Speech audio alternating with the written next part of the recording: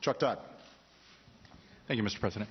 Given that you just announced a whole bunch of reforms based on essentially the leaks that Edward Snowden made on all of these surveillance programs, does that change? Is your mindset changed about him? Is he now more whistleblower than he is a hacker, as you called him at one point, or somebody that should be filed charges? And should he be provided more protection? Is he a patriot? You just used those words. And then just to follow up on the personal, I want to follow up on the personal. I want to make sure everybody is asking one question would be helpful. No, I understand. It was a part of her question that you didn't answer. Can you get stuff done with Russia, big stuff done, without having a good personal relationship with Putin? I don't have a bad personal relationship with Putin. When we have conversations, they're candid, they're blunt. Oftentimes they're constructive. I know the press likes to focus on body language, and he's got that kind of slouch, looking like the bored kid in the back of the classroom. But the truth is that when we're in conversations together, oftentimes it's very productive. So the issue here really has to do with where do they want to take Russia. It's substantive on a policy front. And no, right now this is just a matter of where Mr. Putin and the Russian people want to go. I think if they are looking forward into the 21st century and how they can advance their economy and make sure that some of our joint concerns around counterterrorism are managed effectively, then I think we can work together.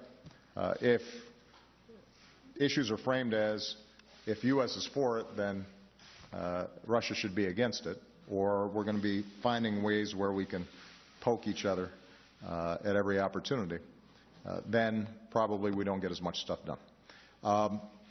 See, now I've forgotten your first question, which presumably was the more important one. No, I don't think Mr. Snowden was a patriot.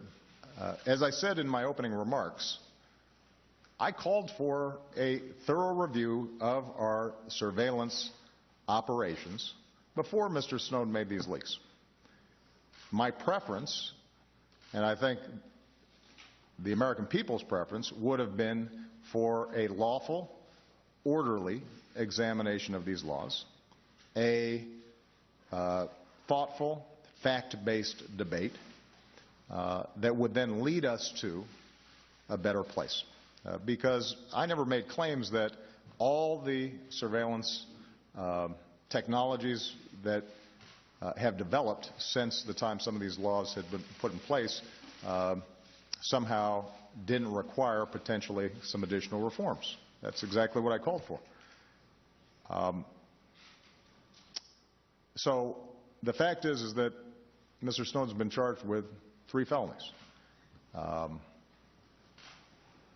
If in fact he believes that what he did was right, then like every American citizen, he can come here, appear before the court with a lawyer, and make his case.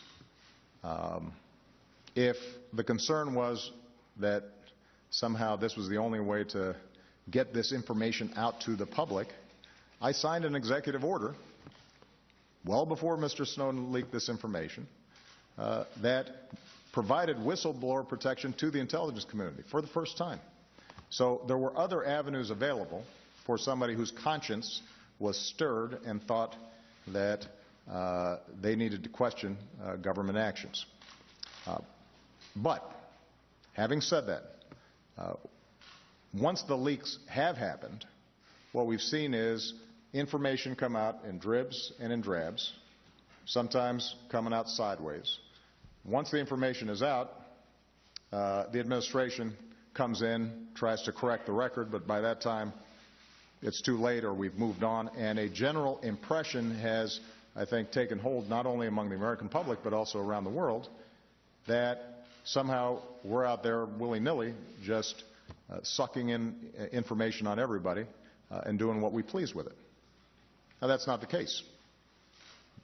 Our laws specifically prohibit us from surveilling U.S. persons without a warrant, and there are a whole range of safeguards that have been put in place to make sure that that basic principle is abided by.